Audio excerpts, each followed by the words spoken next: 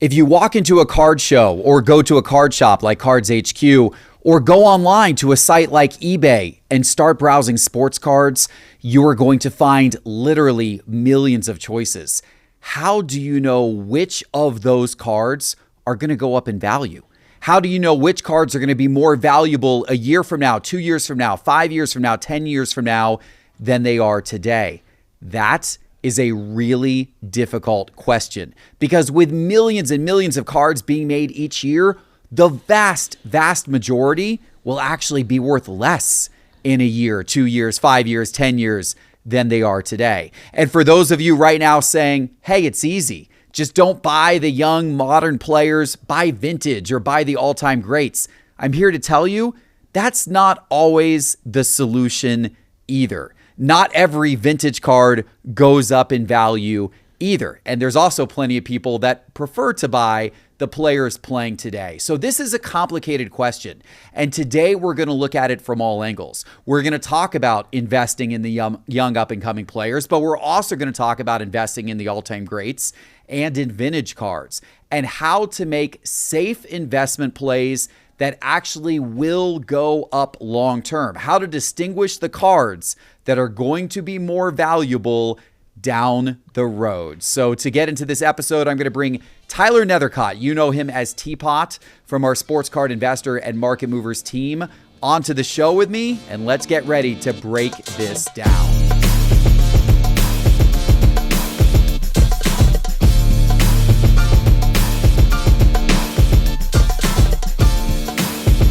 This episode is brought to you by Arena Club. Arena Club is an innovative platform featuring grading and authentication, vaulting, and digital pack openings.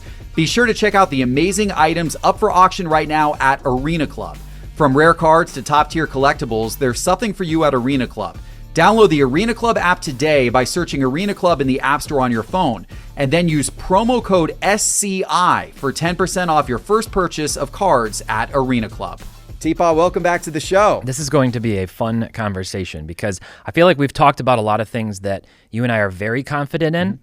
This, as you said just there in the intro, far less certain. We can talk about the dynamics, but when it comes to actually who's going to come up, well, that's the game within the game. Oh, sure. We like to play the game. And we're wrong all the time. We're wrong all the time. And sometimes we're right in a big way, right? Yep. It happens, and there's nobody out there, much like picking what sports team is going to win the Super Bowl Sports this year, betting. or sports betting, daily fantasy sports.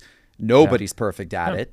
But there are some patterns. There are some things you can look for. There are some directions you can go that will give you a better chance of success. Yep. And that's what we want to give the audience today. And I think it's important to start with this. I remember back to a few years ago, I think both you and I had some conversations about this. I think we might have both done videos about this topic.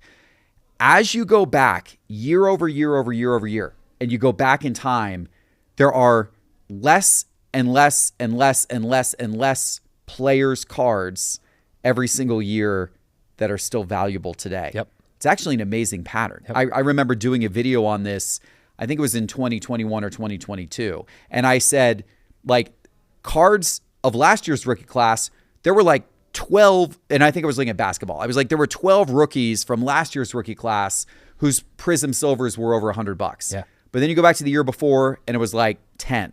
And then you go back to the year before that and it was like 8. And you went back to the year before that and it was 7. You went back to the year bore that and it was 6. You went back to the year before that, it was 4. Until you got all the way back to 2013 and it was Giannis. 1. It was Giannis. That's it. That was it. That's it. And today, if you did that same exact exercise, a lot of the players that were actually holding value in some of those years, like maybe a Trae Young in 2018 or even a Zion Williamson at this point in 2019, those players would probably no longer even qualify maybe at the threshold that we were looking at. So it would be even less. Yep.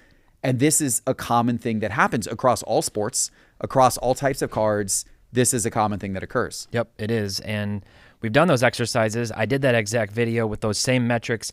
Another thing that I did was I looked at like upside versus downside, and I made real comparisons of young rookies or second-year players and said, if you were projecting out their career 10 years from now, what's the best case scenario? Who do they end up, who do they play like? what does their career trajectory look like? A lot of variables, championships, other things. What's the maximum upside and what's the worst case scenario downside? And I went through many players like that. I looked at even top tier players all the way down to somebody like Klay Thompson, who I was like, when it's all said and done, Klay Thompson is probably this generation's Chris Mullin. And I think that's playing out to be true, except for the fact that he was part of a dynasty that won multiple championships. But even the same team, everything sort of played true. And he wasn't the focal point. It was Steph. It was KD. Even Draymond's got like kind of the same cult following almost.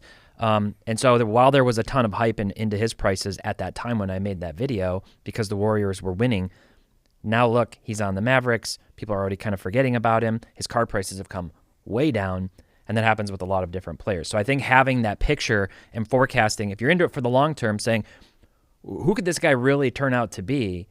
And if the answer isn't Michael Jordan or LeBron James or Steph Curry or one of those Kobe Bryant, probably not the best idea to hold their cards long term. Yeah, and I mean, Chris Mullin, you just said Chris Mullin. Well, Chris Mullin was on the Dream Team. He was fantastic. Chris Mullin was actually a really good player. He was. And Chris Mullin's cards are worth very little today. Exactly. Outside of very his low. like 1986 Fleer PSA 10, that's basically the only card of Chris Mullin's that has a ton of value. Speaking of Dream Team, like even to put that in perspective, because there's people watching, I guarantee, and they're like, oh, it's, you want to know what card's going to go up in value? Just don't buy, this year's rookies, or don't speculate. Buy the greats, buy the GOATs. Well, I'll tell you what. Let's look at the Dream Team, the greatest basketball team ever assembled. Everybody on that team just about is in the Hall of Fame. Maybe all of them are on the Hall. Well, I guess Christian Laettner wouldn't be, but I think maybe everybody else on that team was in the Hall of Fame.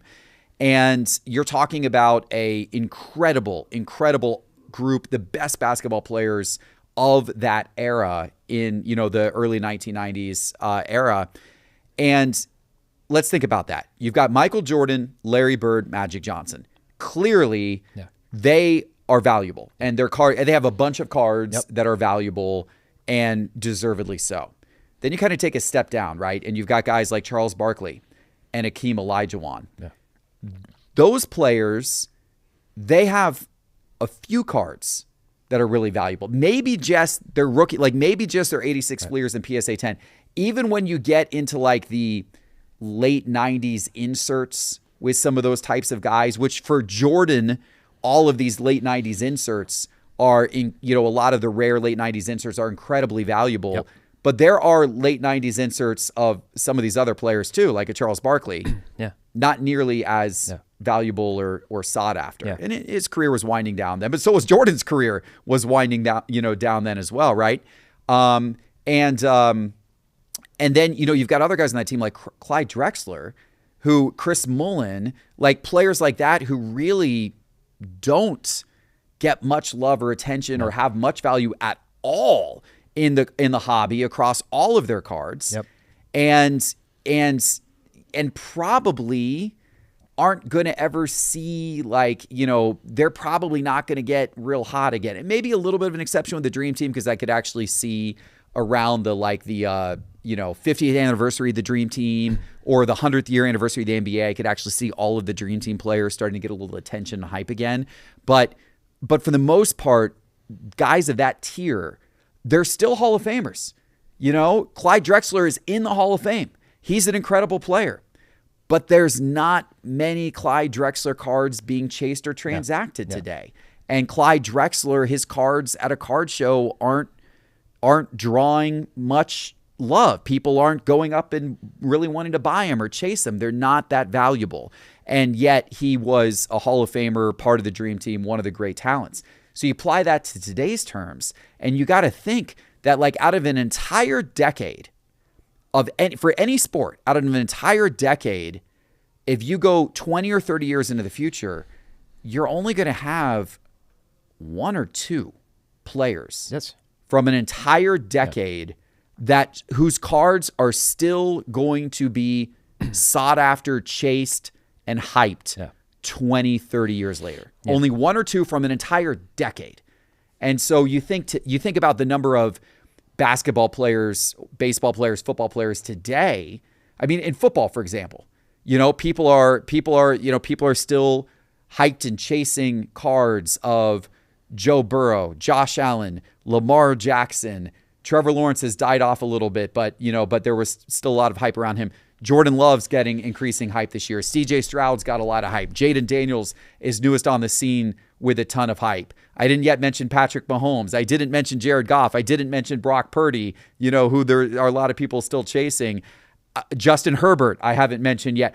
Jalen Hurts, I haven't mentioned. Tua, now he's kind of fallen off with the injuries, but there was a moment where he's back and playing again. But he's back and playing again.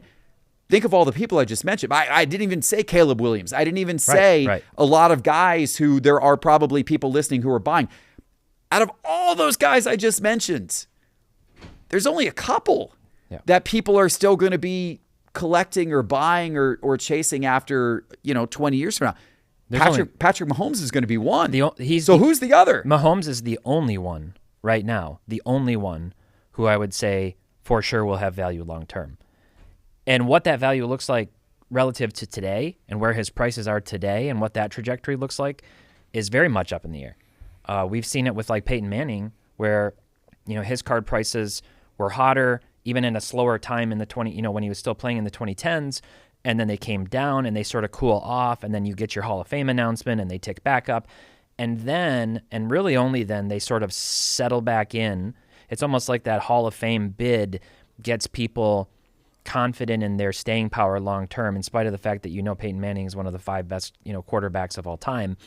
So that sort of locks him in. Since Brady has retired, his card prices are down like 50% from where they were when he was at his height, winning the Super Bowl with the Buccaneers, and way less than that if you talk about the COVID crazy prices.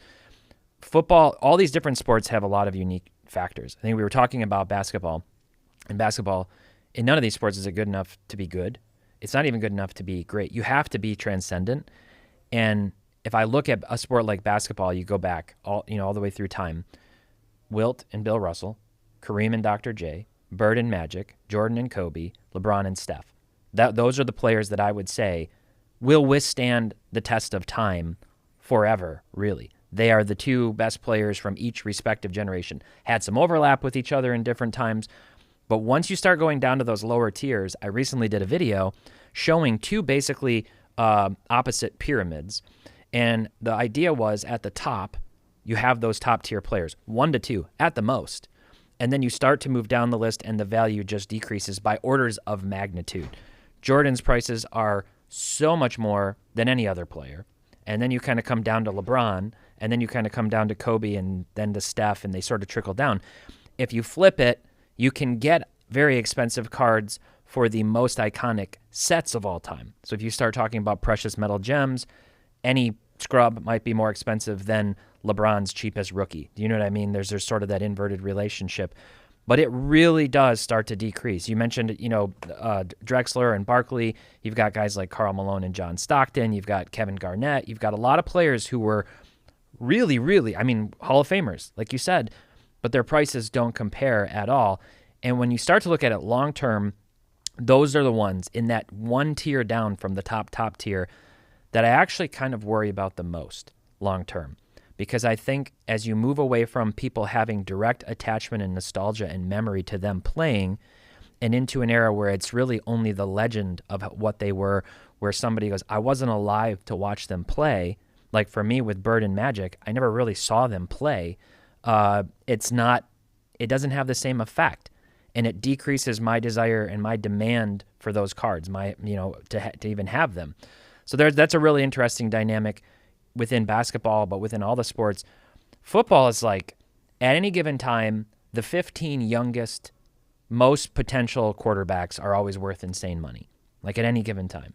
They might not be the top 15 quarterbacks in the NFL. There might be some veterans, but at any given time, every quarterback taken within the first 3 rounds now of the NFL draft ends up coming out with like crazy prices.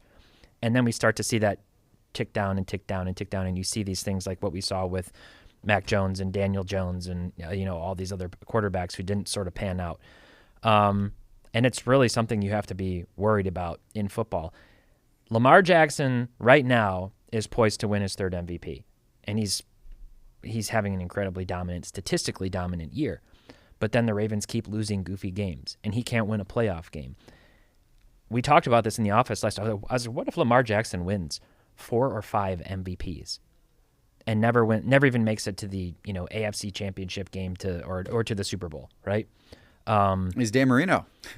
Yeah. Dan Marino didn't win that many MVPs. Dan Marino didn't win that many MVPs. But many people consider Dan Marino to be the greatest pure passer of all time. Well, so now there's this goofy dynamic with Lamar, too, where he's actually having one of the best passing seasons of any quarterback in the NFL. Plus, he's still mobile and still runs, not quite as much as he used to. But he's throwing the ball really well with incredible efficiency and not turning the ball over.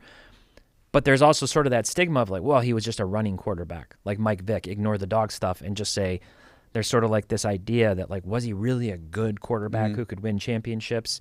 Contrast that with somebody like Joe Burrow, who's pretty much a pure pocket passer, who's, in the minds of people and how quarterbacks should be, right or wrong, would think about that as opposed to a Lamar or Jalen Hurts or somebody else like that, who they run all over the field. So I don't know. Football's tough. Really tricky because I said Dan Marino, right? And Dan Marino's cards, his outside, and he was in a different era. He was in the junk wax era, so it's hard to have valuable Dan Marino cards in general because of the era. But outside of his rookie card in a PSA 10 grade, there's not a ton of value there. He's got some inserts and stuff along the way when you get in the 90s that have a little bit of value, and maybe some flawless stuff recently of patches and autos, but it's hard, right? And it's like, and when you think of the dominant, who's the quarterback of the decade from the 80s, it was Joe Montana. It was, Joe Montana, not Dan Marino, because Dan Marino didn't win the rings. Of championships. John Elway, beat out Dan Marino in the long term too because of the championships, right? So that thing you said about the basketball players and thinking about them generationally, and then realizing how few there are historically that are still really, really super relevant in the sports card hobby today, from their cards driving the maximum attention. Like if one of their cards goes to auction, like people are like, oh yeah, I want a Bill Russell card, or I want a Wilt Chamberlain card, or I want a Kobe Bryant card. But they don't say that, as much about a lot of the other guys we've talked about during this show. So we've now scared our audience a lot, right? But so let's translate this to the people who do want, though, to buy the up and comer, which by the way, we both do. We recognize the long-term danger of speculating because you really got to have the next great thing. Yet at the same time, I've turned around and I've bought, I've spent $100,000 plus on Victor Wembanyama cards in the last year, right? Super dangerous. Now, I would argue on the Victor Wembanyama front, the reason why I'm doing it is because he has the upside potential, in my opinion, to be that generational player, to be that LeBron or that Steph or that Kobe of this decade. He's well positioned to do it, in my opinion. But then again, a lot of people, including myself, felt Zion had that same exact opportunity when he came into the league back in 2019, that he was that generational player. Scouts were saying he's the greatest prospect since LeBron. They were saying that about Zion. Now they're saying that about Wemby, but they were saying that about Zion back in 2019, and that obviously hasn't materialized, and people have lost a ton of money on Zion Williamson cards, right? So there's that story. Even a player like Luka, who still is a darling of the hobby. Still, although his prices have come down a lot, his prices are still high. Zion's prices have crashed. Luka's prices have softened, but they still have height to them because people still think Luka is that guy. He is that generational He's still at the top guy of the current list. And maybe he will be, but maybe he won't be, because if he doesn't, he's close to winning an MVP every year, hasn't won one yet. Yeah. He got close to the finals last year. Yeah. He got in the finals. He got close to a championship last year. That was the closest he had ever gotten, but hasn't won one. And so if you go another 3, 4, 5, 8 years, he doesn't have a championship. Maybe he doesn't have an MVP, or maybe he's got one MVP along the way. Where does that kind of leave him? And then you've also got, by the way, guys like Jokic who have actually done generational things, won championships, won MVP awards, done generational things. Yet, and Giannis, you could put into this category as well, right? But but even their prices of their cards are not like, they're not looked at in that same way, right? So how do you identify? How do you know? How do you buy the guy today who's actually going to be more valuable in a year or 2 or 5? Yeah. So I want to talk about that current landscape of players. And then I did a video, I don't know, 3-4 months ago about trying to predict the next, I think the title was trying to predict the next Anthony Edwards. That was when his cards blew up. So it would have been probably, I guess, maybe 5 months ago now, right, during the finals or during the playoffs when they were making their run. But I outlined a list of different things. And you could almost turn this into like a scorecard and rate guys and average it out to determine their player profile. I really think you could, you just for your own personal use. Age matters a lot. You want players to be young, really like young. That comes into play a lot more in a sport like baseball, where counting stats matter a ton to that tribe, to that group of people who like that. Counting stats really milestones, and you want to hit, 500 home runs or 3,000 strikeouts or all of those things really matter in baseball. So the younger, the better. If you get a prospect who's coming up and they're like 24 or 25 when they make their MLB debut, the Hall of Fame is just going to be really tough for them to accomplish. If you go back to basketball, though, that even helps a ton. Look at LeBron. He started at 18, and now and add that with the longevity, and he's got records now that it's really hard to see being broken. It could be done, but he's still playing right now, so it's like, who knows? Still playing well, too. Yeah, Kobe did the same thing, came out, really early. We saw that with, I think Shaq, was he 19 when he came up? So if you're really young and you start building early and building a legacy in stats, and it does seem like the sooner these guys get into the NBA in many cases, the sooner they can figure out the speed and the pace of the NBA and the style, so that by the time they are 21 or 22 years old, Anthony Edwards is another one who's incredibly young playing in the NBA. So you sort of look at them and you're like, Jason Tatum's super young for being in his draft, now or something. Right, for being in his draft class. Yeah. The 2017 draft class, how many years he's been in the league, but he came in really young. Yeah, I think he was NBA. like 19 when he came in too. So I think he was younger than that. He might have still been 18. Younger. Yeah. So they're all really young, and that helps. So age is important. Draft pedigree is incredibly important. And I want to unpack that a little bit more, but where you're picked does matter. Having hype early and belief that you are a transcendent player really, really matters. And outside of Tom Brady, you let me know if you can think of anybody. Outside of Tom Brady, I can't think of a single all-time great, generationally great player in the minds in that top tier who wasn't a top draft pick, who wasn't believed in early from day one. Team dynamics really matter.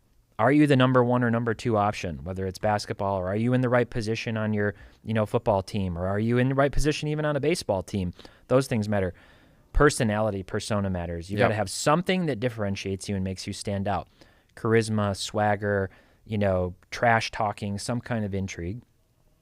Stats do matter. There obviously you go right to stats and talk about performance, though maybe not quite as much as people would think. More in baseball, I would say. More in baseball, because baseball's the sport where you have the least control of what your team can do and the most control over what you can do. It's just, you just go out and it's 1 versus 1 against the pitcher or vice versa in baseball. Very, very difficult. We saw Shohei Ohtani and Mike Trout on the same team, and they couldn't do jack diddly together. So yeah, and I would say headline stats matter. Not every stat matters the same. Not home all runs stats matter in baseball. Yeah. More stats matter in baseball, but if you're hitting a lot of home runs, if you're making in basketball, high scoring, 3-point shot, nobody cares. No sports card investor, collector seems to care about defensive efficiency. Nobody cares about Mookie Blaylock because really. he led the league in steals for 5 seasons. Correct. No. No one cares about efficiency, defense. Right. It doesn't seem to occur. They don't even care about field goal percentage. Right. You could go out, and as long as you're scoring 29 a game, even if you're shooting 39.8% from the field, nobody cares. Yeah. People just see that, no, man, look at this guy. 29 points. This guy's a certified bucket, and it's like, well, no, he's bricking shots and turning it over 6 times a game. Right. But people think that's exciting. So play style and athleticism matter a ton, too. I think it ties into that. Big highlight reel plays, stuff that gets people talking about you. And then the last thing, this is especially true in football and in basketball, is winning. You have to win. Less important in baseball. All-time greats, many of them never won anything, but in basketball and football, it's incredibly important. So look at the current landscape of players. One thing that we're seeing now that we have never seen, I don't think, in the history of the NBA, is an incredibly high amount of league parity. Like, you're talking about 8 seeds upsetting 1 seeds and contending, and any team beating any other team on any given night, save maybe 1 or 2 really, really bad examples. Like, that's how the NBA is now. That's how sports are trending in general. A lot of parity across the board.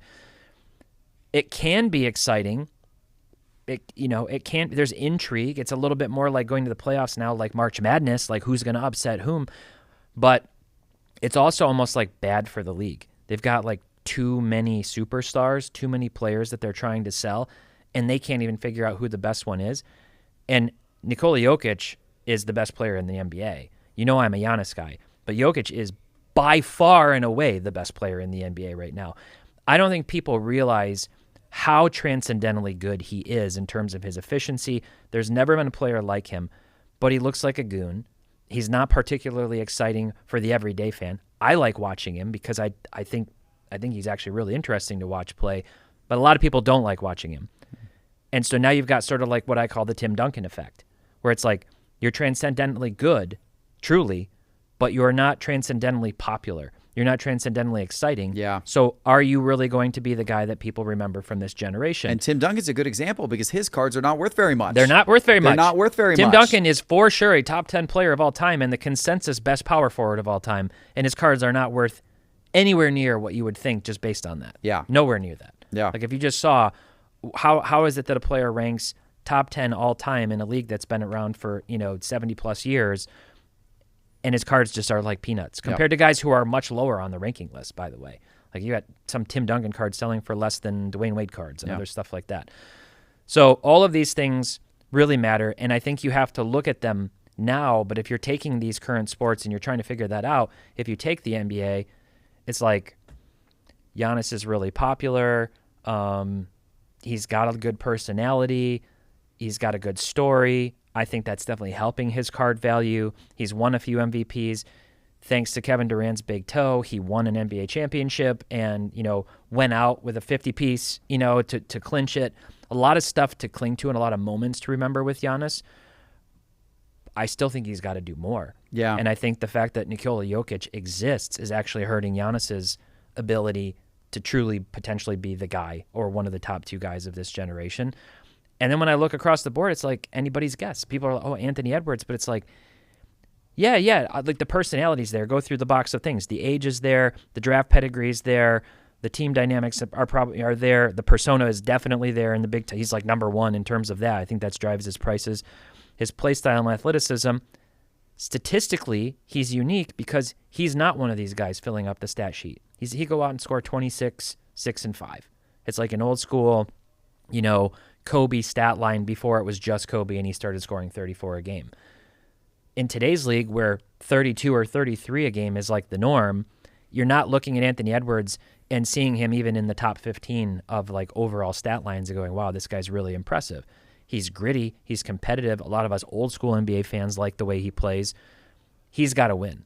He's got to win in order to be the guy, to have like a guy do that. So I don't know if that's going to happen, especially with Minnesota. And you mentioned the parity in the NBA now. The problem with that is typically for somebody to really become generationally sought after in terms of their cards, they not only have to win, but they got to win multiple times. That's what I mean. We're used to that. Dynasties we're used to in the NBA. Multiple times. Yeah. And so even if Minnesota does have the breakthrough year and captures a ring, they may never get back. Yeah. It might be a little bit like a lot of the teams we've seen recently. Might be like the Bucks, like Denver. That's right. Like a lot of these teams that, they got a ring, they got hot for a little while, but now all of a sudden they're not quite at that upper echelon, it seems, anymore. Maybe Denver will get back there. The Bucks seem very far away from that. We'll see, right? But it's the Golden State dynasty. Steph's got enough rings that he's big. I mean, for a ton of reasons, Steph is in that category of being great forever. Yeah. But you're right. A lot of the guys from the last 5 championships, like no one has. Even the Boston guys, like Boston should be really good this year. I was just going to bring up Boston. But what if they don't win the next few years? I was just going to bring up Boston, though, because I think they're the most interesting example right now because they have been incredibly good since Jason Tatum was drafted by that team and the best pick in that draft. And they keep winning and they keep winning, and they made it several times, and they've gone deep in playoff runs, and he's already broken records for most playoff games won and most points scored by his age and all this stuff. So he's sort of like he should be the poster child for winning up until this point in his career, but people don't really, like, there's not a lot of enthusiasm. I think it's partially because people are sick of Boston winning everything. Like, they just always seem to be competitive and win. They go in these cycles and they win more and they win more since forever. So people are a little like, yeah, they're kind of like the bad guy now. It's like the Lakers and Celtics. Unless you're a fan of those teams, nobody wants to see them win. And then he just lacks some of that, sex appeal, excitement type thing of attracting people to say, I love this guy's game. Right. It just pull up threes that are unblockable because of his crazy wingspan. And I don't know, it's just not a lot. Like, people don't get really excited about his play style. I think that will change if he wins another couple of championships. I think people's perception of him will begin to change. But Jaylen Brown won Finals MVP. Yeah. So it's not like he did what Giannis did and put the team on his back and went out with a bang to clinch a championship. Yeah. You've got Jaylen Brown, who's kind of like Batman and Robin a little bit, So stepping back, we're talking a lot about NBA, but a lot of the points that we're trying to make here apply to all the sports, right? Yeah. And the basic point we're trying to make is it's real damn hard to figure out who the players are today that are going to be those generational athletes. But it's also really clear, looking at all the data, that 20 years from now, there's only going to be one or two players from this decade that are going to really still be sought after. So you got to figure it out if you're going to hold on to those cards long term. Now, if you're speculating short term, that's a totally different story. I believe that if you're looking to short term speculate, you're probably better off not trying to buy a lot of the names of the top players that we talked about, but rather trying to find some of the sneakier guys on down the list. It's a totally different strategy. If you're speculating and you're wanting to make a 3-month flip or 6-month flip or 60-day flip or whatever, you don't want to buy the best because the best already has all the hype built in. Yep. All those guys who we just mentioned, they've already got the hype. Their prices are already elevated. You're actually looking for the opposite of what you would look for when you're looking for the guy to hold for 10 years. Yeah. The guy you want to speculate on is the guy who's further down the draft board, further down, the list of good players in everybody's mind. The guy whose stats are not eye-popping previously, but maybe you think he's going to be eye-popping this next year. Maybe you think he's going to rise this next year. This is his breakout year. This is the moment where he starts to gain attention. And oftentimes, if you buy a guy who's cheap enough, it only takes a game or two, and all of a sudden his stuff doubles overnight. Happened with Dalton Connect. It happened with earlier this year. I thought you were going to say someone else, but one that comes to mind, right? Well, you just had Bilal Coulibaly on the top 5. Bilal Coulibaly is another great example, right? So he was drafted, I think, 7th maybe last year in the NBA draft. Everyone was focused on Wembanyama, Brandon Miller. No one was focused on the second guy from France, Coulibaly. But he has been playing well for the Wizards this season. He had a couple of big games, and all of a sudden, his price is literally double over the course of a week or two. Because where's Wemby, who scored 50 points, who has had great moments this season, and some maybe not so great moments, but he's had some great moments this season. His cards have not moved up significantly, certainly not doubled, because there was so much hype and such a big amount already invested in him. Yeah. He's got to become generational for his cards to really become something, whereas a guy who's completely under the radar only has to have a few good games. It happened last season with Cam Thomas. Remember Cam Thomas of the Nets? I was sitting here thinking Cam Thomas. Literally, he had he had a streak of 3 or 4 50-point games or something, or 40-point games or something in a row, and all of a sudden his stuff went quadrupled, quintupled, and over the course of a couple of weeks. If you're going to speculate and you're looking to flip, focus on those types of guys, in my opinion. Yeah. Don't focus on your player who's already got everything baked in. Yeah. Buy those guys if you believe that they're going to be generational. Buy Anthony Edwards if you believe he's going to win 2 of the 3 next championships and he's going to be a 3-time MVP by the time he retires. Anything short of that, don't buy Anthony Edwards right now. I would say you look for the hype into the top tier players in the offseason and buy them when they're going to be at their lowest point, typically 4 to 8 weeks after they are bounced from the playoffs, and when there's other big sports stuff going on, that's typically the lowest point. It doesn't mean which means right now by baseball, like at this very moment in time. Yeah. November and early December. Late November into the second week of December is the best time to buy That's your window to buy baseball. It absolutely is. It doesn't mean every player is going to come down and be at a serious discount. We talked about how I don't necessarily think Shohei Ohtani is going to come down and be a big discount. There is one other scenario in season that can really work to your advantage, and you and I discussed this recently, injuries. Paolo Banchero is out. He's injured. Chet Holmgren just got injured. Yep. Both of those guys, you watch their prices, and if they come down and they're anticipated to come back and still have hype behind them, I think those two guys are on different trajectories, with Banchero being the clear number one on his team and potentially a top 10 player in the NBA.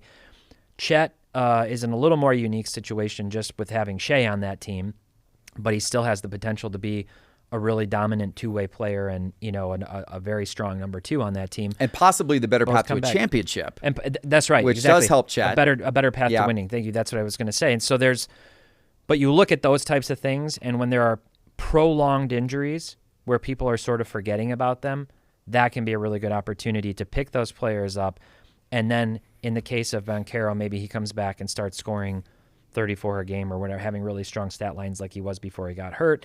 And maybe Chet comes back just in time for a playoff run, much like we saw with Kristaps Porzingis last year with Boston, where his cards went crazy for like a week because he came back and had a couple good games before he got hurt again. That was like a great first game in the NBA Finals. First 2 games of the NBA Finals, and his cards doubled, and then he didn't play the rest of the finals, and But these are all very good points. I think that's how you have to approach it. I think that those are good thoughts. The injury things are, and by the way, I think those are 2 excellent guys to buy. When we're back to talk basketball again, but I think Paolo Banchero and Chet Holmgren, if you see an injury dip, if you see cards go down, because both of their early seasons were trending in a really good direction. Both of their teams are trending in a really good direction. They're now both out. They'll be back. I actually think both of those guys have opportunity. The first thing to go down to the most, I've noticed this recently, so much so that I'm like, I got to dig into this a little bit more. Whether a player just got injured or they're just generally trending down, go try to buy BGS 9.5s and SGC 10s because they come down so much harder and faster than PSA 10s do. Victor Wembanyama's Prism Silver BGS 9.5, like 45 days ago, was up in the 700s. It was actually like $120 less than a PSA 10. The last 2 sales have been like $380. That card has come crashing down. The PSA 10s are down, like, 14% or something since the season started. The BGS 9.5s and the SGC 10s are way down. And I've seen that now on several different players. So if that's something you're looking at too, whether you just want to buy the card and hold it to watch it kind of equalize and go back up, which it should, or get it at a massive discount and buy it to crack and cross it over, or try to get it to a PSA 10. Right now, you crack and cross that BGS 9.5, you don't have a lot to lose even if it gets a PSA 9. You know what I mean? So there's sometimes that type of stuff is something to watch too. I want to say one thing real quick about that's a great point. And I want to say one thing real quick about the type of card. We did an episode a month or so ago about sets, what sets are the best sets to invest in. Yeah. So we're not going to go into all the different sets, but I will say in general, if you are buying to speculate, you're buying a different type of card than if you are buying to invest and hold long term. 100%. 2 totally different types of cards. If you're buying to speculate, I would buy highly liquid, highly transacted cards that are bought and sold every single day. I would stick to your absolute top sets, your most transacted sets, not your most valuable sets, but your most transacted sets. Prism and Optic, mainly just Prism and Optic, in my opinion, for basketball and football. You could maybe argue maybe a little bit of Select or Mosaic, but even those sets get complex with all the different levels and whatever. Prism and Optic, in my opinion. And for baseball, Topps Chrome, Bowman Chrome, like real basic stuff. And don't be afraid to buy base cards. Yeah. PSA 10 base cards. Yeah. If you're speculating. Right. Don't hold a PSA 10 base card long term. It's a base card. It's not going to be an exciting thing to have in 20 years. But But a PSA 10 base card, those often the base cards move first. Yes. A player has a big night, the base cards jump in value 20%. Yeah. Then the silver cards maybe follow, or the refractors maybe follow, and then all the numbered stuff maybe follows after that, because that stuff doesn't sell as much. So there's not as many transactions to allow it to jump as quickly. They're readily available. Yes. It's a lower point of entry, so you can afford, more people can afford to speculate on it. And there's price confidence baked in because there's transactions happening every day and not just one or two, like dozens of transactions on those. So it is the sports card speculators day trading vehicle to use those base PSA 10s. And it's easy. And if you wanted to go load up on Paolo Banchero, cards right now at this moment, or some baseball player right now during the offseason, you can go find their Topps Chrome base or their Prism base and a PSA 10 and readily buy those, or get the standard refractor, get the silver or the refractor PSA 10 and just, buy a handful of them. You can get them quickly. If you're planning on flipping them 30 days, 60 days, 90 days, flip out of it, it's an easy one to do. I made a mistake a few years ago, and I had a hunch that Desmond Bain was going to break out a little bit and was going to have a good season and that his prices would go up. And I was actually right. His card prices went up overall. His Prism base and Prism silvers and that stuff went up overall. I bought a card that was too rare. I bought like a lime green to 149 optic. So it was an optic card, but it just wasn't a card that sells as frequently. And when I put it on eBay on a buy it now, trying to get it at the same margin, bump for what I had paid for it for these other cards, it just sat there. Yeah. Because nobody's looking for that card in the speculation game. And it's not something that the lime greens tend to be pretty popular. Like, people like the way they look, but I don't think it got enough eyeballs, and there was no price confidence because nobody else was helping set a comp the day before, or even the week before, or even the month before. From what I bought the card in person, at the National. So it was like, you gotta buy the stuff that just moves. It is difficult. We go to a card show with a card that's kind of a rare card. I had a guy walk up to me today inside Cards HQ, and he said, "Hey, I brought a bunch of cards. I sold several of them to your store, but here's 6 cards that I brought that I thought your store would have wanted to buy, but they didn't even make me an offer on them." Yeah. And I looked at them, and he goes, "They're really nice cards." And I looked at them and I said, "Yeah, I understand why. Yeah. Because they're all rare, one of a kind. Yeah. One of them was a 1 of 1. Yeah. One of them was a out of 10 from 2005. Yeah. One of them was a out of 25 from like 2010 with a piece of a shoe cleat inside of it. And I looked at these cards and I'm like, the problem is some of these cards probably haven't transacted for months. Right. Some of them may not have longer. transacted for years. Yeah. If one of them was sold this year, it probably just one was sold. So our buyers who are trying to ensure that we can make margin on a card, they don't have enough price confidence because they don't see enough sales history. So they're like, I don't even know what to offer. This scares me. I'm not gonna make an offer on it because they don't want to be wrong and then have our store take a bath on the card, because we can't turn around and sell it for, above what they bought it at, right? So and I'm sure anyone listening who has kind of a rare card and has gone to a card show to shop it around, has probably had that issue. Yeah. So if you're buying to speculate, buy the super liquid stuff. If you're buying to hold long term, then the game changes a little bit. Yep. Game used jersey patches, autograph cards, buy really nice cards in as good of a condition as you can buy them. But like, buy more rare, buy numbered, buy nice, buy attractive, buy game used jersey, buy autos, like buy stuff that that's a really nice card. Yeah. And because that's the stuff that if I'm going to hold a card for 10 or 20 years, I like it to be something nice. Yeah. I'd like it to be, and it's not, obviously different eras. Those cards didn't always exist. If you're trying to buy 80s cards or before, that's not even an option. It's just a game of probabilities and distribution of how people collect and speculate in all of those things. And in order to sell those really obscure cards, you have to do one of two things. You either have to find a super collector of that player or that team who already has all the other stuff, and now they're down to the level of going after the more niche, more obscure stuff. Or you have to find somebody whose collecting style is just against the grain and more more eclectic and more niche, where they don't like to have the mainstream stuff. They're not interested in the stuff that was mass produced or that everybody else has. They want a truly one-of-one unique collection. Yeah. Those people exist. They're hard to find. Your best bet in most cases is to put a card like that with a fixed price of what you'd like to try to get out of it on eBay and get eyeballs on it and be open to offers and negotiation. Or if you have an Instagram presence, to go out and search on Instagram and look for super collector accounts of that particular player. And then in many cases, somebody will be like, you will be ecstatic if you come to them and you say, hey, I have this really cool one of your favorite player.